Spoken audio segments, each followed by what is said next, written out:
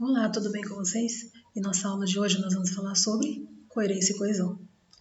E por que é tão importante que ao construir um texto, a gente pensar na construção de um parágrafo, seja ele narrativo, contar uma história, seja ele descritivo, descrever uma cena, descrever uma situação, descrever um objeto, descrever a roupa de alguém, descrever uma pessoa, ou seja ele dissertativo, que aparece muito no vestibular, quando você precisa discutir sobre um assunto, né? Discutir como texto, discutir através de argumentos. Quando eu vou colocar ou falar no meu texto a minha opinião sobre determinado assunto, eu vou defender um ponto de vista. Então, esses textos, né, dependendo do parágrafo que eu vou construir, ele precisa ser o quê?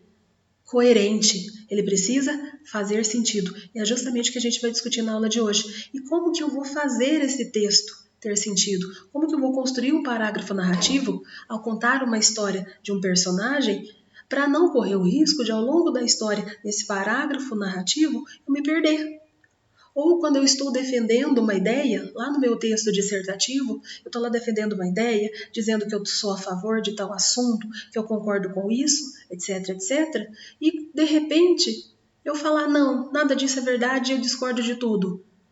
Né? Então, você acaba se perdendo no texto. Para não haver esse tipo de coisas, de erros, digamos assim, ao produzir um texto ou produzir um parágrafo, a gente sempre tem que olhar a questão da coerência e da coesão ao produzir um texto, ao construir um texto.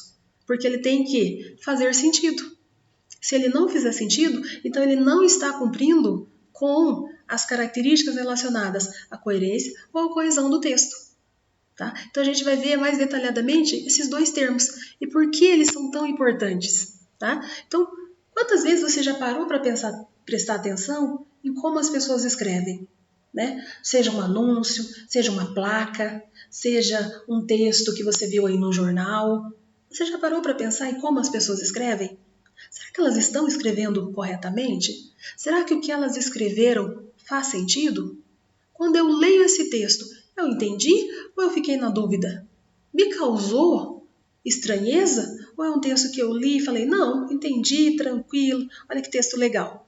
Achei muito divertido. Ou não, nossa, que texto chocante, que texto. Mas ele cumpriu o seu papel? Ele chegou até onde se queria? Como no caso desse texto aqui, é uma faixa que foi colocada por um comerciante que não aguentava mais ser roubado sempre, né? Ele colocou. E aí ele pediu para que, né, de uma forma meio inusitada, para que o ladrão, quando fosse vender os produtos, vendesse a ele mesmo. Né? Por que ele coloca esse texto? Porque ele está falando que, já que ele tem que comprar, né, o produto de forma legal, ele até coloca entre aspas, ou os da aspas aí, ele prefere comprar então do bandido, ele diz que não vai denunciar nem nada, mas pelo menos ele vai pagar mais barato por algo que já é dele. Então olha como as pessoas escrevem o texto. Nesse caso ele usou uma linguagem formal, olha. Solicito que após furtar-me de novo, ofereça o produto a mim mesmo. O a mim mesmo é redundante, né? Mas comprar de novo no mercado legal custa muito caro, e sei que o senhor vende baratinho. Prometo sigilo absoluto, pois não desejo ser preso por receptação de produto furtado. Ou seja, ele conhece até os termos. Então não é uma linguagem comum do dia a dia, é uma linguagem mais formal, mas que ao mesmo tempo ele, digamos assim, é um apelo, mas também é uma forma de falar que não aguenta mais conviver com essa situação de roubo, né? De furto o tempo inteiro. Tanto é que ele coloca, observação, por favor não roubar a faixa. Então ele está falando que é algo tão comum que até a faixa é possível que alguém roube. Ou textos como esse, isso aqui é uma manchete do jornal, onde está escrito Freira derruba policial de motocicleta em Curitiba. Esse é um texto, né, uma frase que eu leio e eu fico na dúvida. É a manchete do jornal. Porque ele diz, Freira derruba policial de motocicleta em Curitiba. Fica uma pergunta. A freira estava de motocicleta e derrubou um policial? Ou o policial estava de motocicleta e a freira derrubou ele? Aí você fica na dúvida. Essa dúvida só é sanada quando você olha a imagem. Aí você percebe que a freira derrubou o policial que estava de motocicleta. Então, quando você olha a imagem do policial levantando a motocicleta, você percebe que ela que está no carro acabou esbarrando nele, né? E ele acabou caindo. Aí sim faz sentido, mas somente a manchete, ela já causa certa estranheza. Aqui também tem um outro, né? Olha a frase desse anúncio aí, ó. Kate Power anuncia show surpresa no metrô. Primeiro que começa pelo seguinte, o nome da cantora. Já causa estranheza porque não sei por que motivo alguém escreveu o nome da cantora errada. Mas vamos lá, já está errado o nome. Aí segundo, se ela anuncia show, não é surpresa. Surpresa é quando não é anunciado e de repente ela vai fazer. Mas como ela anunciou e avisou, então não tem nada de surpresa nessa informação, né? Alguém até pontuou ali, ó, tudo errado. Desde o nome da cantora até a própria frase, né? Tudo errado. Corta esse cabelo masculino. Aí, tranquilo, não há problema algum. Mas a frase ao vivo, ela está fora de contexto. Porque a expressão ao vivo significa de forma presente. Mas não há outra maneira de se cortar o cabelo de alguém que não seja com a pessoa presente no local. Então, é desnecessário esse ao vivo, porque não dá para fazer de outra forma. Tá? Seria o mesmo que você colocar assim, como há algumas placas na internet você pode encontrar, pintamos casa a domicílio. Se você vai pintar a casa, significa que essa casa é domicílio de alguém. Não tem forma de você pintar a casa de alguém sem estar lá presente. Não tem como. Você tem que pintar a casa estando lá. Então, é a domicílio. Então, acaba sendo o quê? Redundante, desnecessário falar isso. E aqui é a mesma coisa. Não dá para você cortar o cabelo da pessoa sem que a pessoa esteja ali na sua frente, ao vivo. Aqui também causa estranheza. Atendimento exclusivo para linguiças. Aí você fala, ué, mas a linguiça vai para o caixa sozinho? Não. Esse caixa foi separado para atender exclusivamente os clientes que adquirirem a linguiça. Então é isso que ele quis dizer, mas ficou estranho, né? Causou certa estranheza quando você lê esse texto. Aqui tem o outro. Tem a manchete aí, ó, tentativa de suicídio, causa confusão em rodovia, e aí vem o indivíduo de 43 anos que não teve a idade revelada. Duas hipóteses são possíveis nesse caso. A primeira é não teve a identidade revelada, então é um erro de digitação, né, de quem escreveu essa manchete, ou realmente é um total descaso, digamos assim, ao colocar a ideia que 43 anos não é a idade. A pessoa não se ateve que, ao dizer 43 anos, refere-se à idade. Então a pessoa não prestou atenção ao produzir essa fala. Há também outro caso aqui, ó, uma conversa na rede social. Mas ele está em casa agora, a pessoa até abreviou, você tem que entender. Não estamos no hospital. Que bom, não estamos em casa. Onde vocês estão? Estamos no hospital. Ah, ele está muito mal. O que causou a confusão? Uma ausência de uma vírgula aqui, ó. A vírgula teria resolvido e essa conversa aqui para baixo não teria nem acontecido. Mas ele está em casa agora? Não, vírgula, estamos no hospital. Aí a pessoa entenderia que eles não estão em casa, eles estão no hospital. E aí toda essa conversa que se seguiu não teria nem acontecido. Olha o que uma vírgula faz. Aqui tem outro, ó. Vendo meninas, aceito o cartão. Havia uma imagem, obviamente anterior, mas do jeito que ela respondeu, vendo meninas, causa certa estranheza. Olha um outro exemplo. Todos os produtos desta mesa contêm glúteos. Aqui é um erro que é de escrita e que causa estranheza. Aqui temos um outro também. O primeiro, uma faixa, né, cruzamento perigoso. Embaixo, reduz a velocidade. Primeiro com o segundo faz sentido, mas a terceira frase não tem sentido algum. Não se liga aos dois primeiros. Causa muita estranheza. E se causa estranheza é porque está faltando algum dos elementos. Ou está faltando coesão, está faltando coerência ou está faltando os dois. Aqui nós temos frango assado aos domingos. Tranquilo. O que causa estranheza? A imagem abaixo. Frango assado aos domingos, mas tem uma imagem de um porco. Então, no texto deveria estar escrito que era carnes assadas ao domingo, e aí carnes, em geral, engloba o porco. Mas escrever frango e desenhar o porco acaba causando uma estranheza, é incoerente. Então, para construir, né, um texto, é necessário que a gente sempre use de forma correta a coesão e a coerência. O que é a coesão? São os elementos que vão unir o texto de forma que eles façam sentido, para que a pessoa, ao ler, sinta que esse texto é harmônico, que ele consiga entender de forma natural, agradável o que a pessoa está dizendo. Quando você lê um texto e você fica com aquela dúvida, com aquela pulga atrás da orelha, com aquele hã? O que ele quis dizer com isso? Então o texto não foi construído de forma adequada. Então você tem que repensar isso. Esse texto não foi construído adequadamente, então vamos arrumar? Vamos fazer de novo? Vamos ver onde nós erramos? E se nós erramos, vamos consertar? Não tem problema nenhum.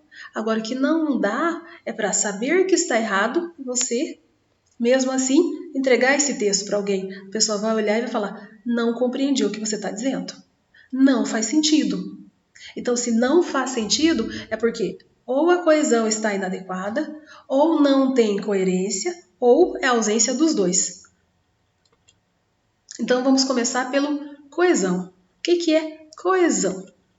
Então, coesão é o uso correto, né, dos conectivos. Então, o que são esses conectivos? São aquelas palavrinhas mágicas, vamos dizer assim, que ligam uma frase a outra, um período a outro, um parágrafo a outro. Então, na hora de eu construir o meu texto, eu uso essas palavrinhas. Tá? Os elementos coesivos mais comuns que nós temos na construção do nosso texto são as conjunções.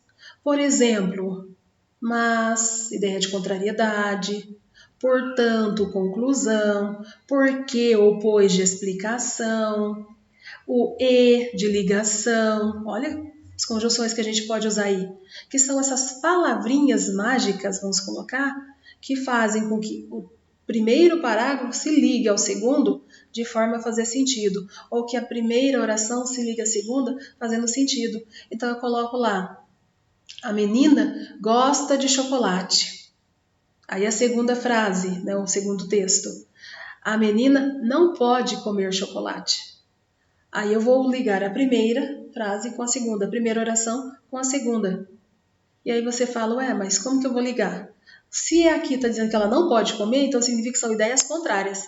Então a menina gosta de comer chocolate, porém ela não pode. Olha, um porém, vírgula, porém. Esse porém é um elemento conectivo que está ligando a primeira oração com a segunda. Vamos lembrar que frase e oração são termos de sentido semelhante. Tanto a frase quanto a oração, elas têm verbos, no geral. Lembrando, vamos lembrar lá, gente. Eu tenho dois tipos de frase. Frase nominal, aquela que não tem verbo. Exemplo: bom dia, boa tarde, olá, tchau, beijos. São frases nominais. E eu tenho a frase verbal. A frase que eu estou dizendo que se assemelha à oração é a frase verbal, porque frase verbal tem verbo, oração tem verbo. Então, frase verbal e oração é a mesma coisa. Mas se eu disser para você, ou se alguém disser para você, que toda frase, qualquer frase, é uma oração, não é, porque eu tenho dois tipos de frase. Não é. Então, frase verbal é oração. Né? Tem a mesma ideia. Frases, qualquer frase é oração? Não. Não, porque eu estou dizendo toda frase é uma oração? Não. Frase verbal é oração? Sim. Aí, entendeu a diferença? Tá aí. Aí eu vou lembrar que a frase é um enunciado de sentido completo. Você vai ler ela do sujeito até o ponto final. Já a oração, ela só se preocupa com o verbo. É um enunciado que gira em torno do verbo. A frase é um enunciado de sentido completo. A oração é um enunciado que gira em torno do verbo. Ela só se importa com o verbo. Essa é a diferença entre frase e oração.